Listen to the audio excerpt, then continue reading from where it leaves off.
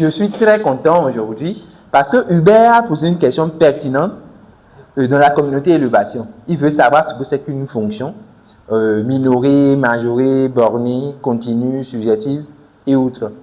La plupart des gens vont se dire, bon, la question de Hubert, pourquoi est-ce que c'est une bonne question?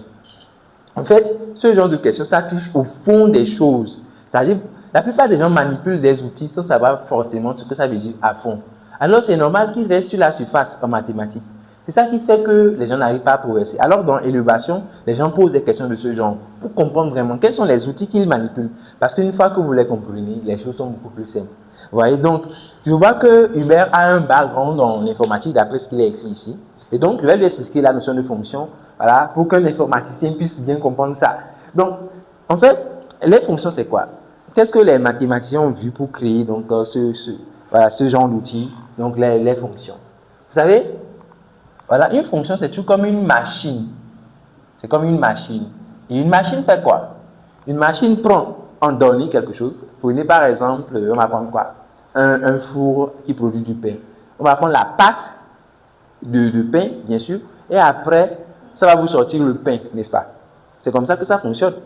Donc, une fonction, c'est quelque chose comme ça. Ça prend en fait une donnée et ça retourne quelque chose en sortie. Vous voyez?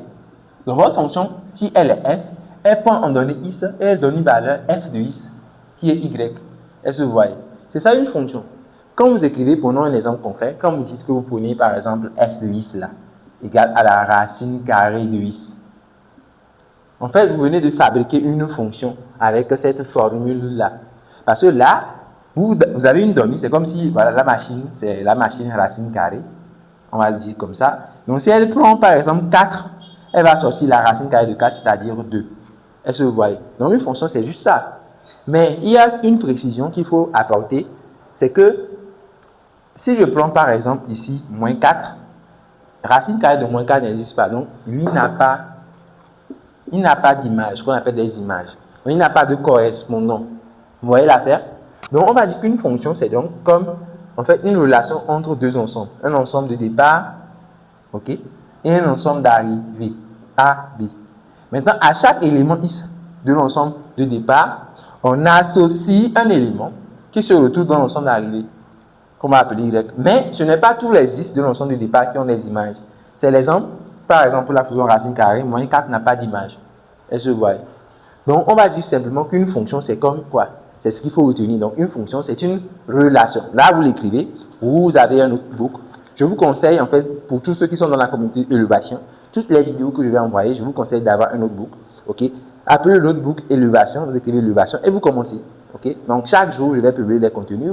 Écrivez ce que vous avez appris de nouveau. C'est très, très important. Écrivez, écrivez. Est-ce que vous voyez? Essayez de reformuler de votre propre façon. Ça va vous permettre d'élever votre niveau très rapidement, je vous le promets.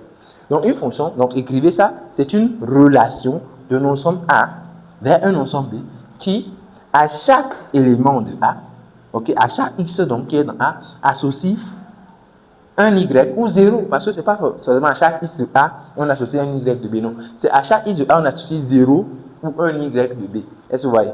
Voilà. Donc, Y sera appelé quoi? L'image de X. Ça sera appelé l'image de X par, voilà, la fonction F. Vous venez donc de comprendre ce que c'est une fonction. Alors, je vais toujours vous donner un exercice et toujours dans votre notebook, mettez l'exercice et résolvez-le. Après, envoyez vos photos dans le groupe.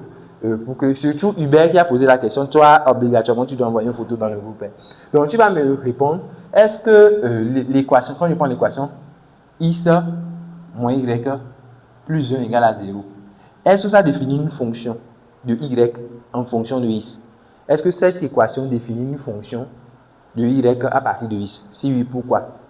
Je vais donc donner, la deuxième question, c'est, quand tu as X moins Y au carré plus 1 égale à 0, est-ce que ça définit une fonction Y en fonction de X? Est-ce que ça définit une fonction? Ok, donc c'est ça l'exercice que je te donne à faire. Tu as posé d'autres questions, je vais y répondre donc, au fur des jours qui vont venir. Alors, tu me traites cet exercice et on continue.